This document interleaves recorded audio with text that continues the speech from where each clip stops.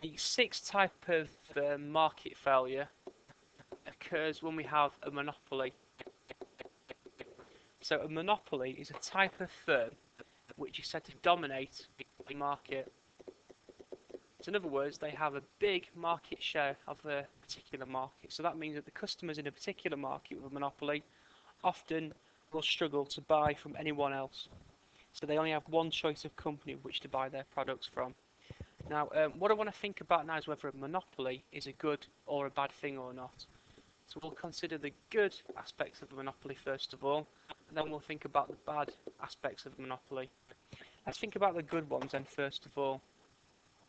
Now, one great thing about a monopoly is because they dominate the market, they should have lots of customers, which means they have a high output. Now, what this should mean is that because they've got a high output, they should be able to take advantage of high economies of scale. So, for example, they can afford to invest money in research and development to make things better. They have the ability to buy things in large quantities. Now, the benefits of this should mean that they should have a lower average total cost than a firm which doesn't have a high output, so one in a competitive market, for example. What this theory should allow the firm to do is to lower the prices that people pay for their products. So this in turn should mean that we have higher economic welfare. What we also have is a natural monopoly argument. This exists when we have really high setup costs involved in entering a particular marketplace. So for example, if we were to set up a competing firm for Yorkshire Water, we're going to have to buy all the infrastructure, build a reservoir, build a pipe network into people's houses, have different taps in people's houses. That seems really inefficient because you're duplicating what's already there. It's unlikely that both firms would survive. And the same thing goes for mail delivery services.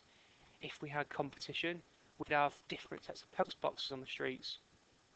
We'd also have different people coming to our door every day with letters. The duplication of services seems a waste of time and effort.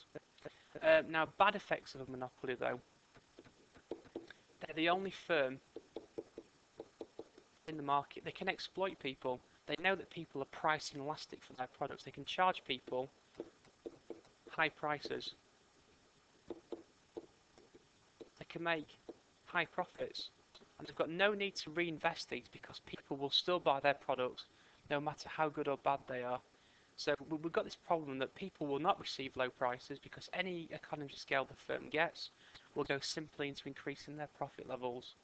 So we've got these good and we've got these bad points about a monopoly. Now what we're going to think about now is how the government could potentially intervene in this market to correct this monopoly problem. So make the monopoly work in the customer's best interests. One way is to reduce barriers to entry. Barriers to entry are things that stop new firms from coming into this market and competing with them. So for example, the high setup costs. Maybe challenging a big established brand is difficult due to the reputation that firm has got. What the government can do is try to reduce these barriers to entry. It might give subsidies to new firms to produce a particular product, help them enter that market and compete with existing firms. If there's competition, monopolists should behave well. They won't be able to exploit people anymore, because if they do, customers will start to go elsewhere. Other options, state production. Let's allow the government to provide monopoly services on behalf of people. They're there to represent us, they're not there to make profit, so they should in theory allow produce this product in the quantities and at the prices that people should be paying for these products. Third option is regulation.